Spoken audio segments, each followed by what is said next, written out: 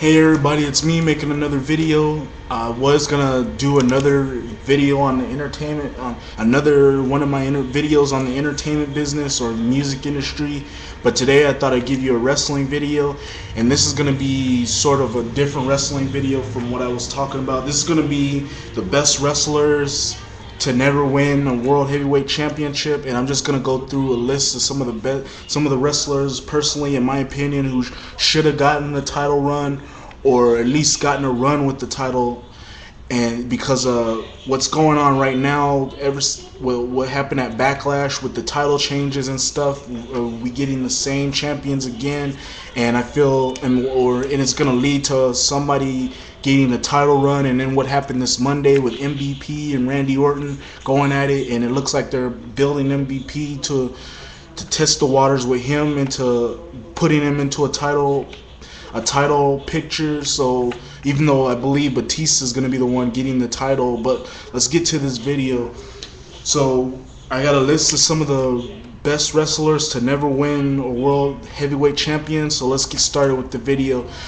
At number 1, I got the British Bulldog, and this is probably going to be a 2-3 part video, so you might want to, when this video's over or the other 2 videos over, you might want to come to my page and get to see part 2 or part 3 if it does become a 2 or 3 part video. So let's get started. Number 1 on this list, I got the British Bulldog. He was a very good wrestler. He had the power, he had the strength, he had the charisma. He could talk on the mic, and he just had that it factor. And he could have been world champion at some point in his career. I believe it was 1995 or 96. He should have gotten a run with the title, but the WWE was looking to push Shawn Michaels and push Bret Hart into they were putting the belt on those guys, and really it would have been interesting to see the British Bulldog have a nice world heavyweight title run. And it would have been nice to see him get a title run when he made his return in 1999, when he went to feud with The Rock, and he was stuck in those mid-card feuds, but that never was the case. And now we could just only remember him for being European champion and Intercontinental champion. But it would have been nice to see this guy get his title run. We go to number 2, who was Owen Hart. Owen Hart, in my opinion, should have got a title run. I mean, he had the charisma, he had the in-ring skills, he could talk on the mic, he could put on a really good matchup. In my opinion, in 1994, I believe, yeah, 1994, he should have gotten a title run. Like, they should have had Owen Hart be the one to win the title from him, and then, or win the title from Diesel, or how they were doing it in 95.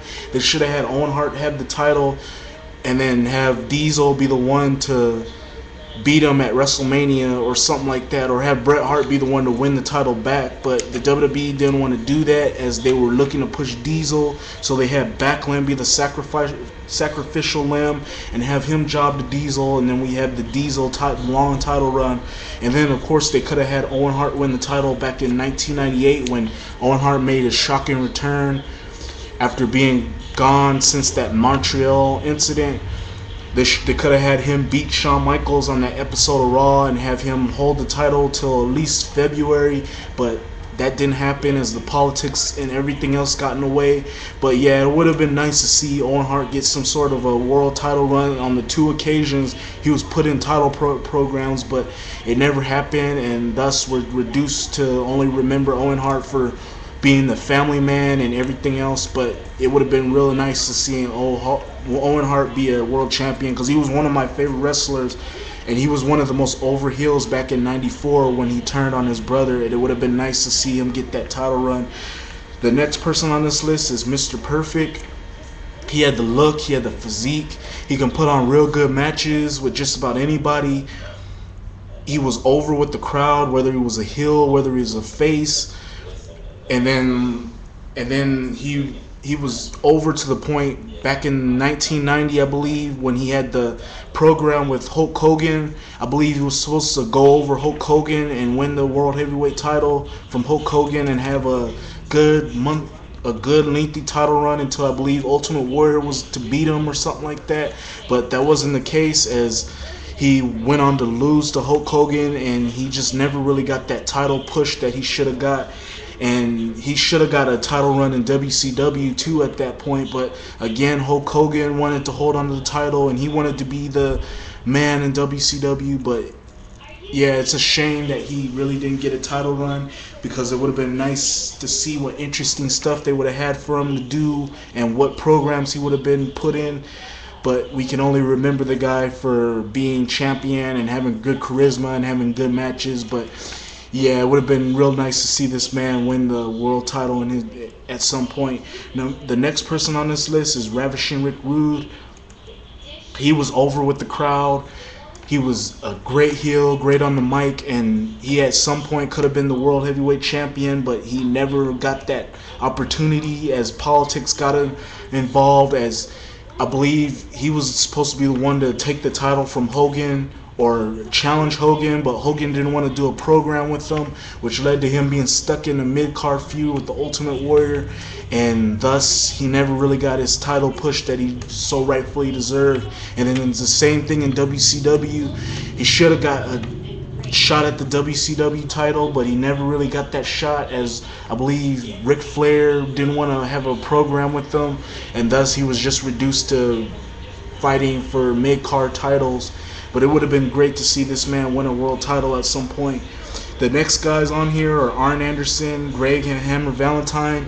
These two guys were awesome heels, and they should have at some point got a world title. They should have at some point got a world title run, but these two never really got a title run, as they were always stuck in mid-card feuds or winning mid-card titles, and thus they're on the list of being the best wrestlers to never win a title. Next person on here is Tito Santana. This guy was a very good wrestler. He was over with the crowd. He was willing to put wrestlers over to make the next star, sort of like Ric Flair did when he returned to the WWE back in 2002. He was willing to put wrestlers over, and in my opinion, he should have been world champion or had a program with Hogan and beat Hogan, as he would have been the second over face in the WWE. But Hogan didn't want to give up the title, so thus Tito Santana went on to be put in the Intercontinental title picture and never get the run that in my opinion, he rightfully deserved. And that's why I feel he should have been world champion at some point, whether he was in the WWE. Well, yeah, the only organization I remember him working for is the WWE. But yeah, he should have gotten a world title run at some point in '92 or some point in 1990 or 1988 or '89. He should have got a title run, but he didn't get it. And he was supposed to get that title run in 1992, but Vince McMahon, I guess, didn't want to put the title on him, and he wanted to make Bret Hart a star, so thus Tito Santana got pushed away and Bret Hart became a new star. But that man should have been world champion at some point.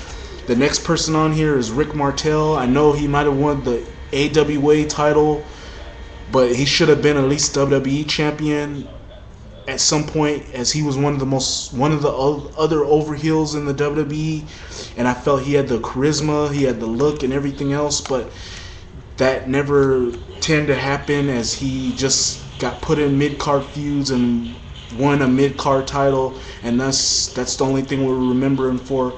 I also got Bruno Sammartino. Don't know much about him, but all I know is he was a very good worker. He could work with just about anybody, and they could have did something with him having a match with Hogan at WrestleMania 5 or 4, I believe, but that wasn't the case, and thus Bruno Sammartino really never got that title run he rightfully deserved. The next person on here is Ted DiBiase Sr. Ted DiBiase Sr. was probably one of the $1 Million Man. He was probably one of the most over heels in the WWE, as he would get so much heat. And I'm running out of time. Stay tuned for part 2 as I talk about the best wrestlers to never win a world